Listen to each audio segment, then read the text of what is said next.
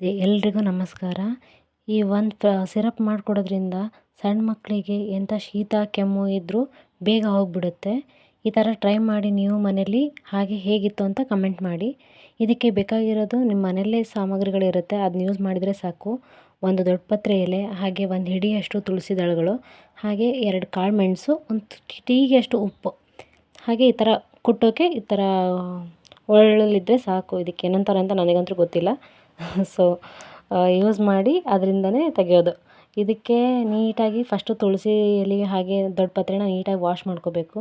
ನೀಟಾಗಿ ವಾಶ್ ಮಾಡ್ಕೊಂಡು ಈಗ ಹಾಕಬೇಕು. ಅದನ್ನ ನೀಟಾಗಿ ಹಾಕಿ ಅದಕ್ಕೆ 2 ಕಾಳು ಮೆಣಸು, ಸ್ವಲ್ಪ ಉಪ್ಪು ಹಾಕಿ ನೀಟಾಗಿ ಕ್ರಷ್ ಮಾಡಿ ಅದಾದಮೇಲೆ ಅದ್ರೊಳಗೆ ಬರುತ್ತಲ್ಲ ರಸ, ಅದನ್ನು ನೀಟಾಗಿ ಸೋದಿಸ್ಕೊಳ್ರಿ ಒಂದು ಸಣ್ಣ ಲೋಟಕ್ಕೆ. ಸೋದಿಸ್ಕೊಂಡು ಅದನ್ನು ಸ್ವಲ್ಪ ಹೀಟ್ ಮಾಡಿ ಅದನ್ನು ಮಕ್ಕಳಿಗೆ ಕುಡಿಸೋಬೇಕು. ಈ ಥರ ಕುಡಿಸೋದ್ರಿಂದ ಮಕ್ಕಳಿಗೆ ಎಂಥ ಶೀತ ಕೆಮ್ಮು ಇದ್ದರೂ ಬೇಗ ಕಡಿಮೆ ಆಗುತ್ತೆ.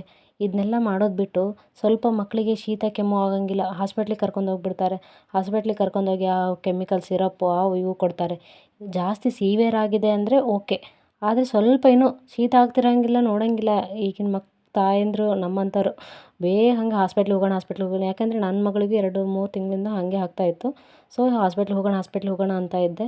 ಅದಕ್ಕೆ ನಮ್ಮ ಮನೆಯವ್ರ ಫ್ರೆಂಡು ಆ ಥರ ಅವ್ರ ಮಗಳಿಗೆಲ್ಲ ಹಂಗೆ ಮಾಡಿ ಕುಡಿಸೋದ್ರಿಂದ ಅಂತ ಭಾಳ ಕಡಿಮೆ ಆಗಿತ್ತಂತೆ. ಸೊ ಅದಕ್ಕೆ ನನಗೂ ಅವರೇ ಹೇಳಿದರು, ಮಾಡಿ ಕುಡಿಸು ನೋಡೋ ಅಂತ. ಹಾಗೆ ಟ್ರೈ ಮಾಡ್ತಾಯಿದ್ದೀನಿ, ರಿಸಲ್ಟ್ ಮಾತ್ರ ಚೆನ್ನಾಗಿದೆ. ಸೊ ನೀವು ಈ ಥರ ಟ್ರೈ ಮಾಡಿ ನೋಡಿ. ಈ ಥರ ನೀಟಾಗಿ ಶೋಧಿಸ್ಕೋಬೇಕು. ನೋಡಿ, ನಿಮ್ಗೆ ತೋರ್ಸೋಕೆ ಹೋಗಿ ಸ್ವಲ್ಪ ಚಲ್ಲೇ ಬಿಡ್ತು. ಅಯ್ಯೋ ಏನಾಗಲ್ಲ ಬಿಡಿ, ನಡೀತದೆ. ಸೊ ಈ ಥರ ನೀಟಾಗಿ ಸೋದಿಸ್ಕೊಂಡು ಸ್ವಲ್ಪ ಬಿಸಿ ಮಾಡಿ ಆಮೇಲೆ ಮಕ್ಳಿಗೆ ಕುಡಿಸಿ. ಆದರೆ ಹಾಗೆ ಕುಡಿಸೋದ್ರೆ ಏನೂ ಆಗೋಲ್ಲ, ಬಟ್ ಸ್ವಲ್ಪ ಬಿಸಿ ಮಾಡಿ ಕುಡಿಸೋದ್ರಿಂದ ಸ್ವಲ್ಪ ಎಫೆಕ್ಟಿವ್ ಅಂತ ಅನ್ನಿಸ್ತು ನನಗೆ. So please like, share and subscribe.